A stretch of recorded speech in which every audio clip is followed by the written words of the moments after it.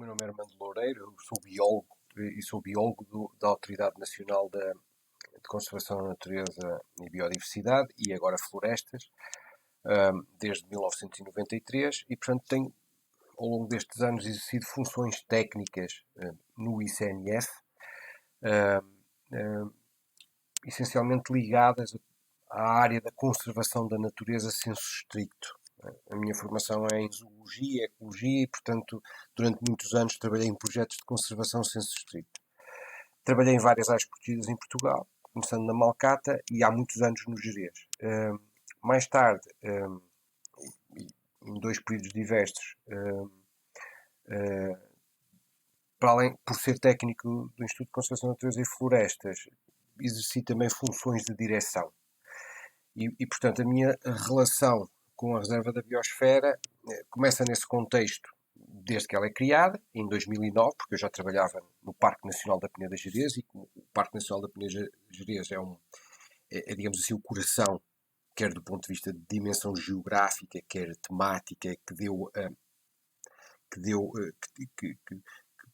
motivou a criação também da Reserva da Biosfera, e, portanto, é a parte central e mais significativa.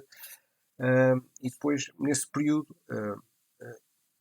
nos períodos em que estive na direção, e houve um período em que fui diretor regional norte do ICNF, por inerência de função, também dirigi ou fiz parte da comissão diretiva da Reserva da Biosfera.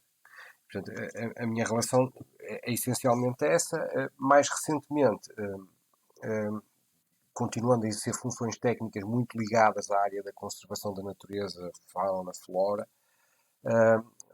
integro também o Comitê MAB português, faço o secretariado do Comitê MAB e, portanto, tenho uma relação com esta reserva como tenho com qualquer uma das outras 11. Esse processo de construção mesmo da candidatura da reserva do Gerês, como é que foi esse processo? Como é que ela foi sendo construída? O senhor falou sobre o parque, mas como que ela foi sendo gestada? Eu talvez não seja a pessoa que conhece de forma mais detalhada o processo de criação. Conheço uma parte, portanto posso falar-vos da parte que conheço. O Parque Nacional, repito, é o coração do ponto de vista geográfico, até de dimensão, não é? São 70 mil dos 130 mil, portanto, mais ou menos metade, um pouco mais de metade do que é a reserva toda, mesmo da componente espanhola, internacional. É a área protegida mais antiga portuguesa e, portanto, desde sempre, desde 71 ou desde cedo, que houve uma percepção grande de valor relativamente àquele território, com objetivos não estritamente de conservação da natureza, mas desde a data de criação do parque, de desenvolvimento sustentável, de relação com as populações, de forma sumária, de procurar desenvolver um modelo que mantivesse elevados níveis de biodiversidade e mantivesse simultaneamente atividade humana e conservação de património que não estritamente biodiversidade, nomeadamente património cultural. Naturalmente que as coisas ao longo dos anos foram evoluindo, com a evolução de vários organismos, a criação de organismos da administração central e até local. Um exemplo disto, para melhor explicar o que quero aqui referir, em 71, quando foi criado o Parque Nacional, e até muito mais tarde do que isso, eu diria quase até os anos 90, a responsabilidade da conservação do património cultural, pré-histórico, ou histórico, ou arquitetónico, estava muito incluída nos objetivos funcionais de admissão do que era a área protegida Parque Nacional da Peneda Gerês. Depois, ao longo do tempo, com a evolução natural, a criação das direções gerais, centrais ou regionais de cultura, as coisas foram-se transferindo e, portanto, e tem havido uma evolução. Aliás, o próprio Instituto de Conservação da Natureza e Florestas, onde eu trabalho, começou por ser um Serviço Nacional de Parques, depois um Instituto de Conservação da Natureza, depois fundiu-se em 2012 com as Florestas, portanto está a fazer 10 anos, éramos duas autoridades diversas da Administração Central e juntamos. Bem. E, portanto, a evolução foi esta, do que é o coração da Reserva da Biosfera, e por ser uma área protegida antiga e reconhecida nacional e internacionalmente, e por anos antes da criação da Reserva da Biosfera, se ter criado do lado espanhol, do lado galego, uma área protegida, não de âmbito nacional, mas de âmbito regional, portanto, um parque natural, que é o Parque Natural de Xurés e Baixa Límia, ficamos com um espaço protegido internacional, como de resto temos outros, não é? Como o Tejo Internacional, que também é Reserva da Biosfera, Tejo de Tarro, como o Douro Internacional, que não é Reserva da Biosfera, aliás, está incluída na Bezeta Ibérica, mas lógicas deste tipo. Temos uma área protegida do lado português, uma linha de fronteira e uma área protegida do lado espanhol. Embora tipologias diferentes, as duas juntas começaram a dar uma unidade maior. Mais tarde, e em 2009 concretizou-se, por, por vontade conjunta, quer das duas direções dos organismos que dirigiam os dois espaços protegidos, português e galego, e simultaneamente com o interesse das autarquias, dos alcaides e dos presidentes de Câmara portugueses, resolveu-se alargar e preparar a candidatura. Portanto, na prática, é que se aproveitou? Aproveitou-se um coração grande, que são 70 mil hectares, mais 20 mil do lado espanhol da área protegida, e alargou-se ao remanescente dos concelhos, ou ayuntamentos, no caso de Espanha, e, portanto, conseguiu-se um território que já tinha uma raiz comum, onde já havia acordos de cooperação transfronteiriça, de ordenamento, e basicamente o que se alargou foi ao limite das áreas administrativas locais. Portanto, no caso português das autarquias, no caso espanhol dos ayuntamentos. E foi isto. Portanto, e com estas condições mantiveram-se na prática os objetivos que esses são o denominador comum da criação de qualquer reserva da biosfera neste contexto, não é? Que é valorizar o património endógeno, o desenvolvimento sustentável, a cultura. Neste processo, como é que foi o envolvimento das populações locais? O envolvimento das populações nesta candidatura, desde a sua candidatura até agora, que já passaram mais de 10 anos da criação da Reserva da Biosfera, sobretudo, foi mediado, os representantes foram os autarcas alcaides, e com um crescente número de instituições, associações, grupos de população local que se foram tomando conhecimento dos projetos e depois dos planos de ação, dos planos de trabalho da reserva, que na prática são os vulgarmente chamados atores do território, stakeholders, desde as associações, comissões de baldios, depois aos produtores, aos do artesanato, ao turismo da natureza. Portanto, começou a haver, foram-se juntando, inicialmente representados pelas autarquias e naturalmente pelas duas direções das duas áreas protegidas, que insisto, são o centro desta reserva da biosfera. E depois foi crescendo à volta disso. Portanto, o envolvimento foi sempre crescente, iniciado pelos representantes locais. Para quem não está dentro do parque, mas está ao redor, isso fez diferença para essas comunidades e para essas pessoas? Ou isso não foi tão sentido? Como é que está esse processo agora, né, depois dessa Constituição? A Constituição da Reserva há 10 anos, 11 anos, né? 2009, já são 11, 12, estamos no 12º ano de existência da Reserva. Naturalmente aditou atores e intervenientes. Porquê? Porque aumentou o território. Portanto, releva referir que parte desta agregação de intervenientes, atores, associações de empresários, de turismo da natureza, de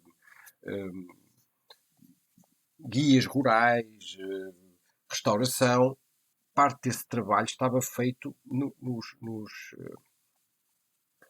quase 40 anos anteriores, né, de existência da área protegida no lado português e de alguns anos já de existência da área protegida de Espanha, galega. E, portanto, o que se fez foi pegar nesse trabalho de base já existente e nesses contactos, e esses entraram, digamos assim, logo a vapor, não é? Com uma velocidade de cruzeiro maior, porque ficaram com um chapéu diferente, num contexto diferente. O contexto das reservas das biosferas tem missão e objetivos diversos do que tem uma área protegida de âmbito nacional em Portugal, como é o caso do único Parque Nacional, ou da área protegida de âmbito de governo regional, não é, espanhol, da Galiza, que é o Parque Natural do Xurés e Baixa Livre. Portanto, uma boa parte veio agarrada. O que aconteceu foi que, de facto, o remanescente de alguns concelhos, no caso português, Melgaço, Arcos de Valdevez, a Ponte da Barca, Terras do Douro e Montalegre, conseguiu agregar-se a este espaço. Não é? Alguns deles já, de facto, trabalhavam associados eu não sei se posso chamar marca, mas à imagem do que é o Parque Nacional. E reparo depois os nomes. O Gerês é uma marca. Eu estou a dizer isto sem... Perdoem-me, eu não sou especialista em marketing nem nestas áreas, portanto estou a fazer uma leitura e uma interpretação perfeitamente coloquial do que é. O Gerês tem uma imagem forte, toda a gente em Portugal inteiro e fora de Portugal sabe que se disser a palavra Gerês associa ao parque, e portanto a reserva também é Gerês-Xurés, e portanto trazia já um trabalho feito destas áreas protegidas e havia, como eu dizia, vários intervenientes, vários atores, mesmo de restauração, mesmo de hotelaria, que operavam na periferia próxima do que era o limite, do que é ainda hoje o limite da área protegida, mas do lado de fora. E, portanto, puderam associar-se de uma forma com mais propriedade, digamos assim, nomeadamente até aderindo a programas de financiamento ou a projetos no âmbito dos vários planos, não é? Dos planos de trabalho, planos de ação que foram sendo feitos desde 2011-15, depois de 15-20, porque passaram a estar dentro de um espaço que tinha outro significado, que era a reserva da biosfera. E, portanto, eles antigamente podiam se associar como prestadores de serviços, mas a linha, digamos assim, do enquadramento estava para lá do local onde eles estavam presentes e depois passaram a estar incluídos. E, portanto, houve aí uma vantagem e um aumento expressivo de associações e de interessados e de cooperação. E a parte cultural associada a esse patrimônio natural? Naturalmente que a parte cultural é muito importante hoje, tem crescido a importância, tem crescido a visitação, Agora, houve modificações ao longo do tempo da relação da gestão desta parte cultural, quer no contexto das áreas protegidas portuguesa, Parque Nacional da Peneda Gerês, espanhola, quer depois no contexto da Reserva da Biosfera, quer na relação que tem com os organismos que tutelam estas áreas.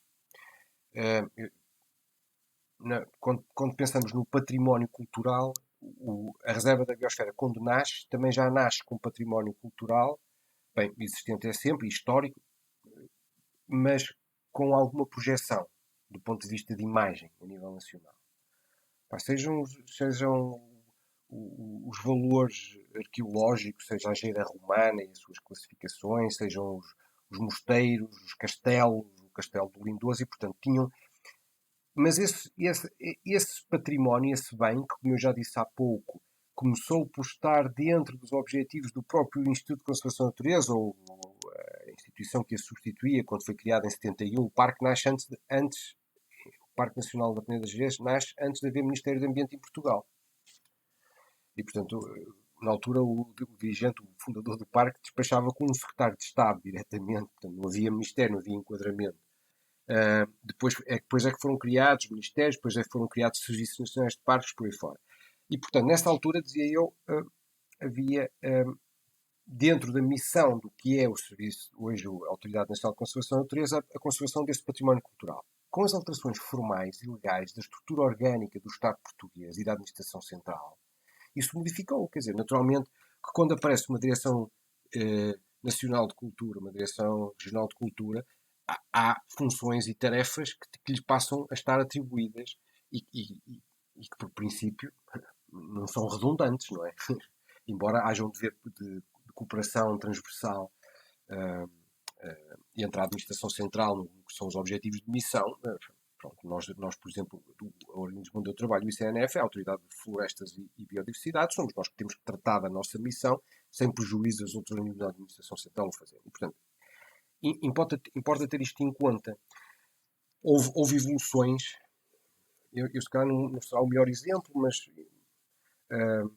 o Castelo do Lindoso ou o Mosteiro de Pitões das Júnias ou a Geira Romana tiveram ao longo da existência do que é estes espaços protegidos tutelas diversas, agora arranjaram um denominador comum que, mantendo as tutelas e obrigações diversas, têm uma forma e uma imagem de comunicação mais forte. Globalmente, com os meios de comunicação social a melhorar, a informação e a comunicação a melhorar em termos tecnológicos, e com um incremento generalizado que houve de visitação, turismo, interesse, divulgação e até conservação de algum deste património, as coisas vão crescendo. Eu não tenho, eu estou-vos a dizer isto e não tenho estatística, mas há quem tenha ligado a esta gestão do número de visitantes por década ou por quinquênio do Castelo do Lindoso, mas quer dizer, temos todos uma percepção que há uma maior valorização. O que era um património visitado muito por pessoas locais e da região tem de forma crescente aumentado a visitação, por exemplo, e a dimensão de imagem e o reconhecimento até a nível internacional. Depois há aqui um aspecto que é relevante no contexto. A reserva é a linha mais externa, a reserva da biosfera é a linha mais externa de todas as várias marcas, modelos de gestão que têm este território. Às vezes, quando estamos a falar desta área, entre colegas, referimos que já tem um conjunto muito vasto de labels. O centro da reserva, a Mata da Albergaria é um local icónico em Portugal. Reparem, é reserva biogenética, é Parque Nacional da Peneda de Gerês, é Rede Natura 2000, é Zona Especial de Proteção de Aves, é também reserva da biosfera. Portanto, tem um conjunto, é património mundial ou nacional e reconhecido pela Geira Romana, do ponto de vista cultural, e, portanto, digamos assim, que há partes deste território que têm um conjunto elevadíssimo de medalhas, títulos ou reconhecimento, não é? Portanto, isto tem sido crescido. O que a Reserva da Biosfera fez também foi cozer isto. Foi arranjar uma maneira de integrar e cozer todas estes títulos, reconhecimentos e de valor territorial e de valor de alguns aspectos deste território. Como que funciona essa gestão hoje da RB, aqui falando mais do lado português mesmo, mas como que isso tem funcionado no território? A Reserva tem um conjunto de órgãos de gestão e consultivos, um conselho consultivo, mas essencialmente uma comissão de direção transfronteiriça que vai rodando. Portanto, por biénio, é presidida ou dirigida pela parte portuguesa e pela parte espanhola, mas integra sempre um conjunto fixo de instituições. Em primeiro lugar, as autarquias. Depois a Comissão de Coordenação, por exemplo, a Comissão de Coordenação está presente. E uma série de outros órgãos da administração central e local. Okay? E depois representantes. Ou essas entidades têm o cuidado de assegurar a representação dos interesses, digamos assim, regionais e do espaço do que é a reserva da biosfera. Do turismo da natureza, da produção pecuária, da questão cultural.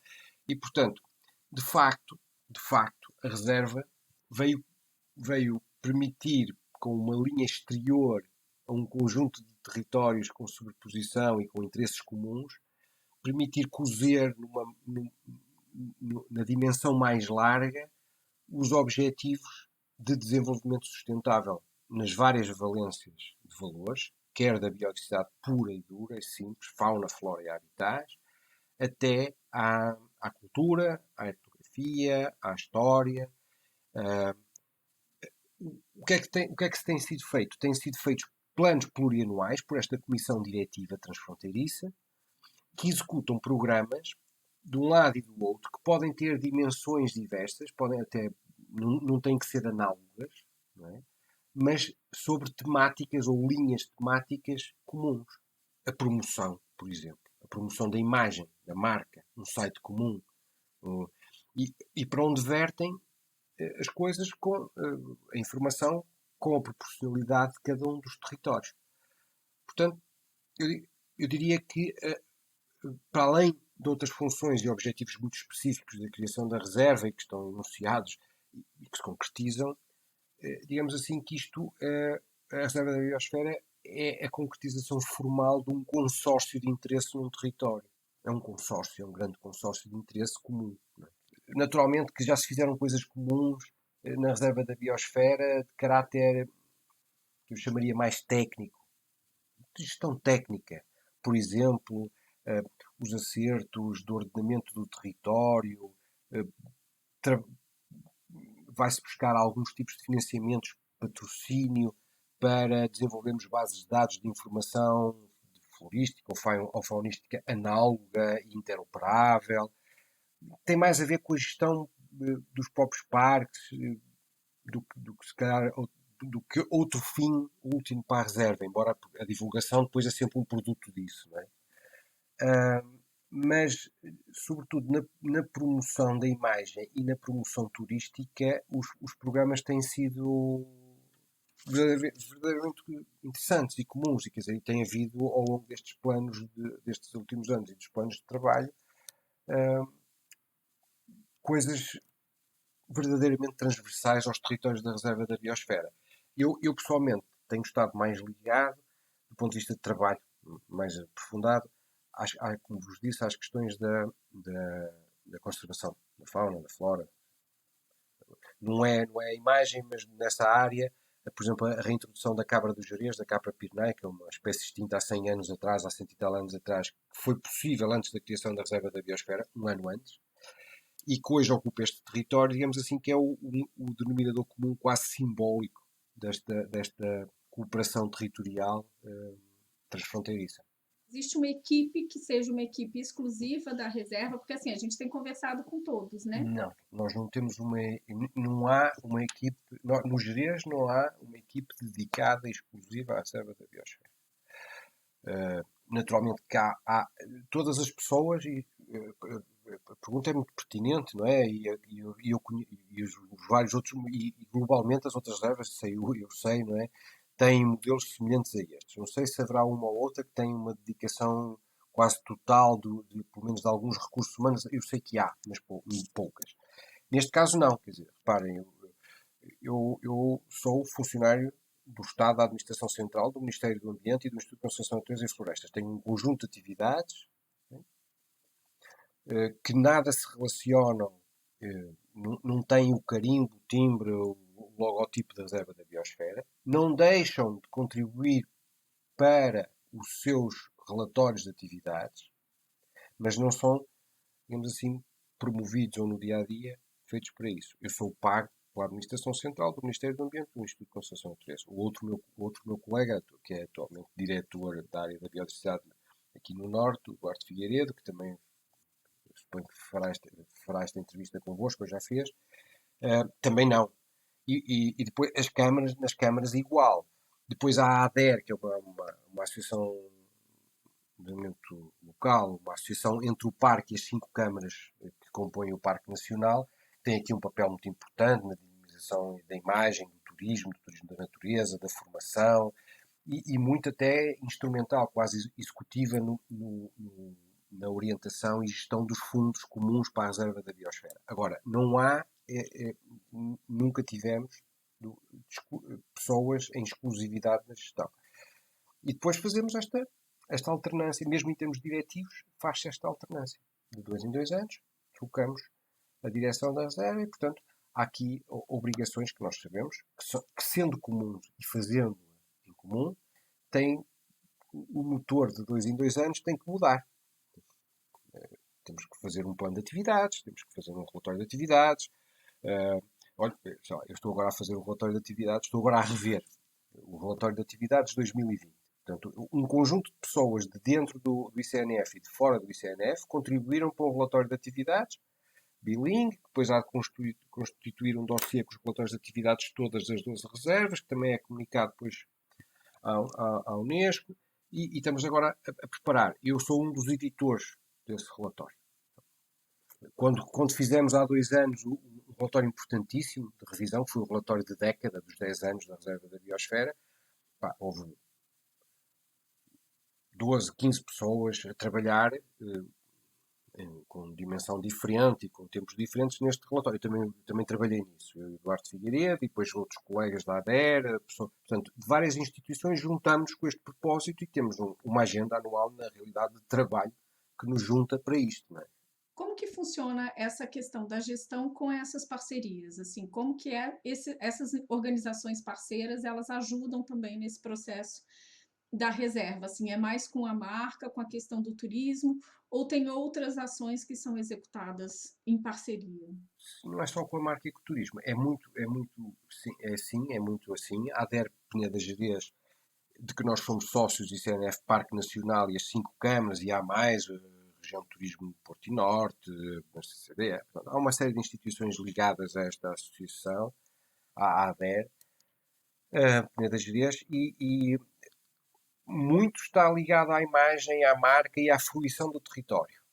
Mas a ADER, que também tem um corpo técnico próprio, patrocinado por todos estes sócios, não é? Nós, ICNF, a Parque Nacional e um conjunto de municípios e outras instituições, também são, digamos assim, o braço executivo dos financiamentos e dos projetos que nós estamos a desenvolver. Quer de cultura, quer de conhecimento, de etnografia, de formação, inclusivamente. Há ações de formação que têm objetivos de valorização de produtos locais, quer desde os chás até ao artesanato. E são instrumentais nisto. São a parte executiva.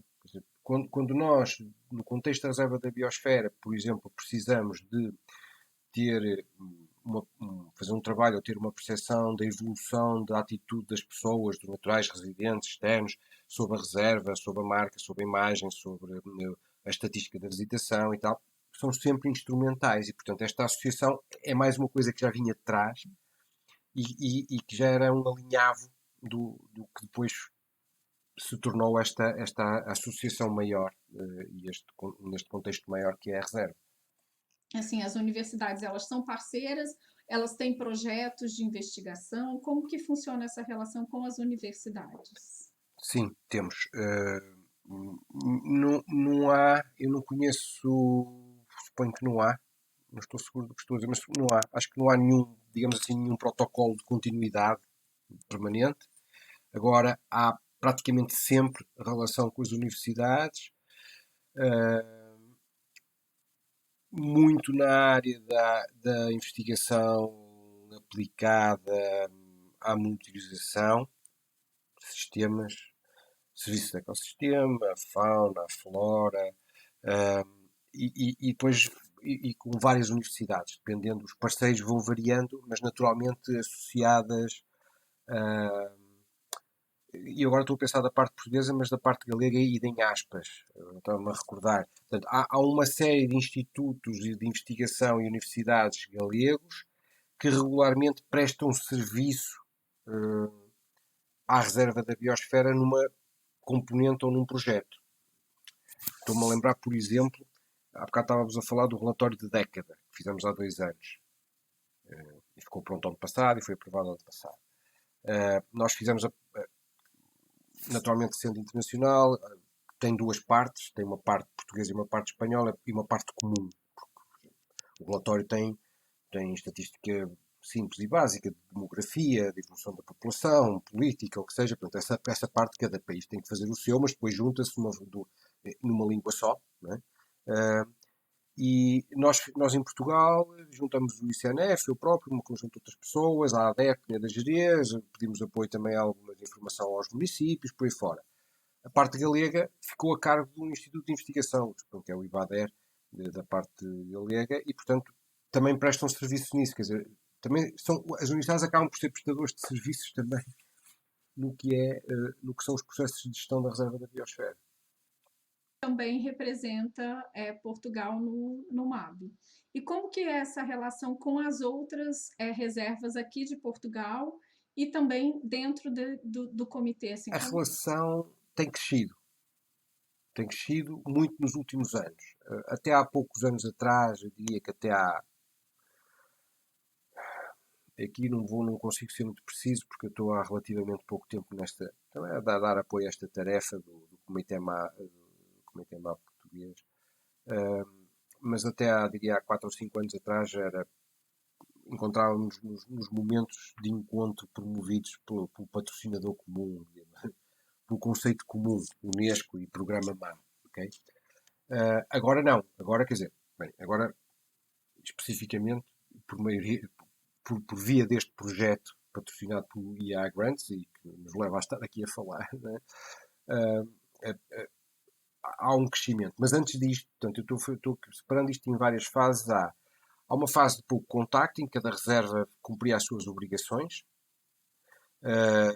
perante o Comitê MAB, a representação portuguesa.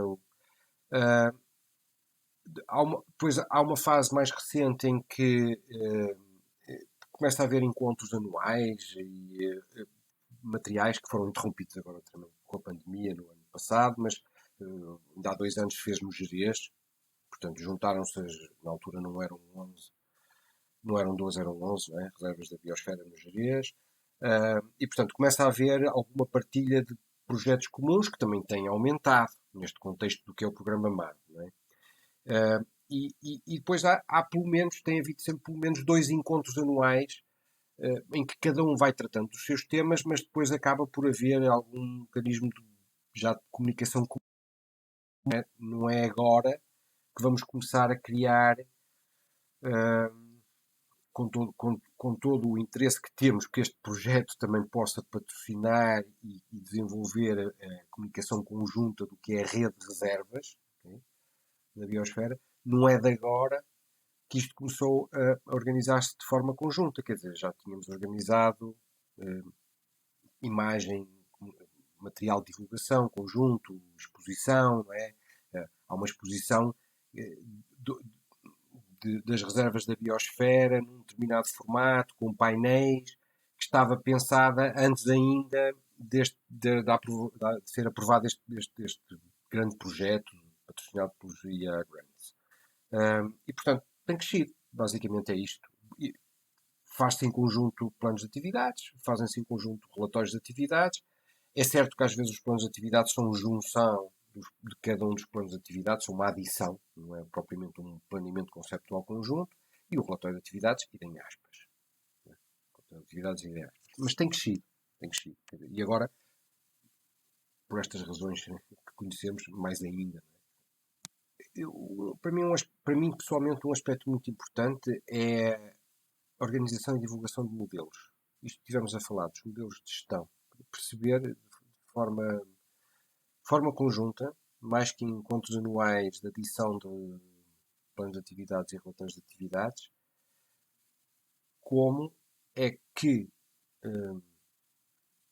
mantendo a identidade e as tremendas diferenças do ponto de vista de características e até dimensão geográfica do que são as reservas da biosfera portuguesas, ver que o bom de cada uma delas para não inventar a roda e copiarmos a roda uns dos outros, que é o que devemos fazer, as rodas que funcionam bem. É basicamente isto.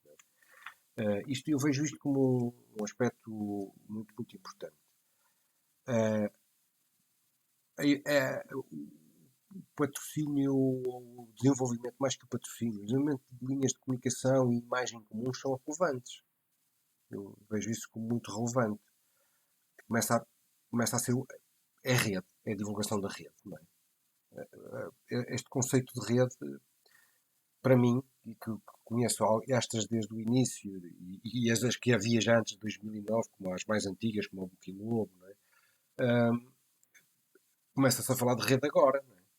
E, portanto, eu acho que isso é uma coisa, é um objetivo que ainda não está alcançado plenamente, mas que este projeto pode ajudar muito a alcançar. Isso para mim é um aspecto muito, muito, muito, muito importante. O grande desafio do projeto é exatamente aquilo que ainda agora referi, que é conseguir fazer esses denominadores comuns de interesse com as diferenças estruturais e conceptuais que cada uma das reservas da biosfera tem. Por exemplo, nós somos uma de várias transfronteiriças, mas mas mesmo só dentro do subgrupo das transfronteiriças, das internacionais, não é? Somos, não há igual, quer dizer, a meseta ibérica, que também está aqui na região norte, tem uma dimensão geográfica e um âmbito que transcende esta unidade muito ligada ao Gene, Peneda Gerês, Xurês, às serras dos Gerês e dos Xurês. O Terro-Tarro, se calhar, até tem uma analogia um bocadinho maior e, portanto, não é, digamos assim, que não é muito fácil encontrarmos denominadores comuns. Eu acho que a grande vantagem deste projeto pode ser identificá-los claramente. De que maneira que a gente consegue ver, né, esse aumento do turismo? Assim, isso foi percebido? Há números e há fontes para procurar esses números. Eu pessoalmente, sublinho, pessoalmente, sou muito crítico em relação tenho muitas dúvidas em relação à qualidade desses números. Não porque a minha experiência ou a minha preocupação e a minha crítica se direcione no sentido de perceber qual é a evolução da visitação, do interesse das pessoas e da fruição do que é a unidade de reserva da biosfera, mas porque tenho participado e trabalhado muito em exatamente no mesmo contexto e com os mesmos objetivos numa unidade mais pequena que está dentro da reserva da biosfera, que é a área protegida, Parque Nacional. E aí sim, aí está um campo para mim interessantíssimo de desenvolver. Dificílimo porventura, mas interessantíssimo de desenvolver. Que é conseguir contar e contabilizar de forma harmónica e coerente o que é qual é a importância da reserva da biosfera nos vários fatores. Quais são o número de pessoas que a procuram porque vêm fruir cultura, etnografia, história, património natural, todas as coisas em conjunto, o negócio, a fruição mais direta, aquela fruição paisagística, natural, que está muito relacionada com esta reserva da biosfera. A componente natural nesta reserva da biosfera é forte, não é?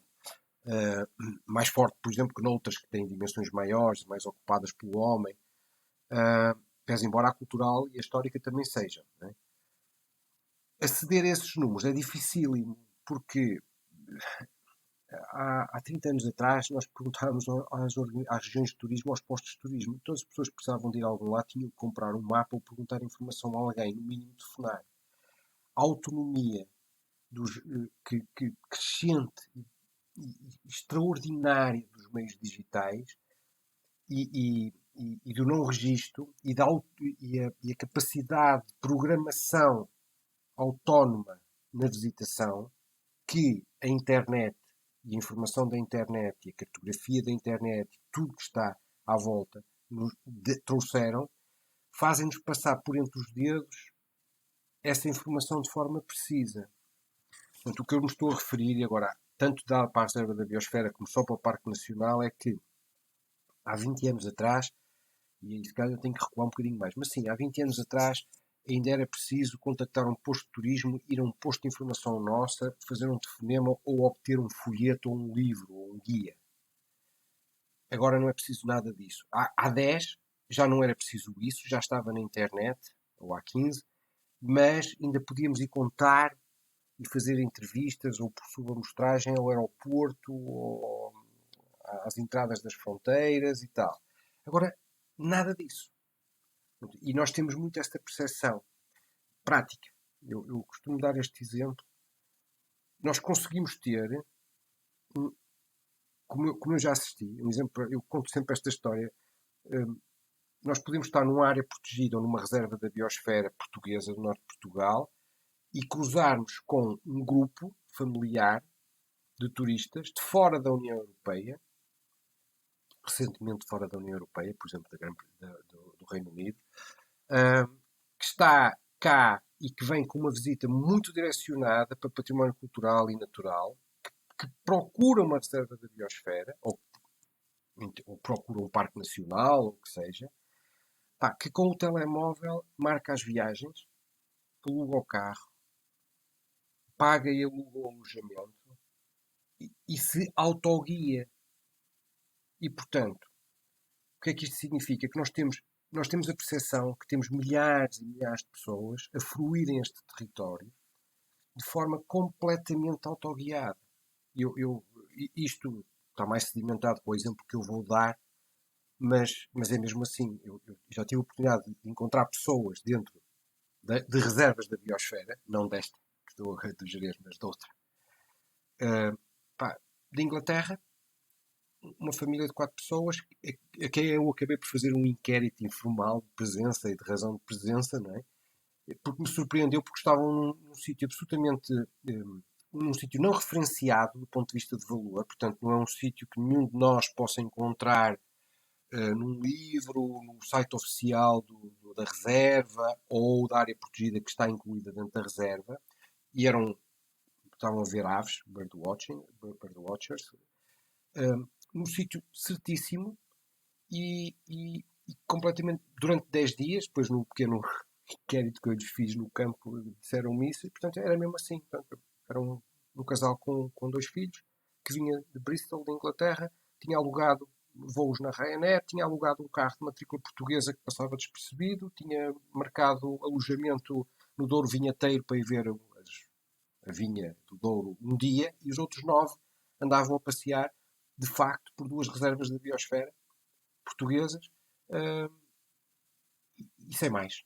E como é que nós contamos isto? Nós não conseguimos contar isto. E, portanto, ou recorremos a meios e a outras técnicas que eu não conheço, não é da minha área, mas digitais, quer dizer, temos que ver as presenças nas redes sociais, as fotografias que com certeza aquele casal e os filhos puseram e as suas localizações. Nós já por mais que uma vez pelo menos temos cartas de apoio e tentamos dar apoio a projetos que desenvolvessem esta área. Para contarmos o que agora nos passa por entre os dedos. Portanto, como as reservas e como os parques não têm um portão e nós não tem um ticket para dar à porta, não conseguimos contar. E temos uma percepção clara que há um aumento e que até há shift de interesse ao longo de vários anos, para isto, para aquilo, crescentes, mas como estamos a falar de territórios que não têm portões e limitações de acesso, não conseguimos contabilizar. E isso é um aspecto para nós que é muito relevante. O que significa a reserva para o senhor? Como quase sumário do que fomos aqui falando, para mim um aspecto relevantíssimo é que a reserva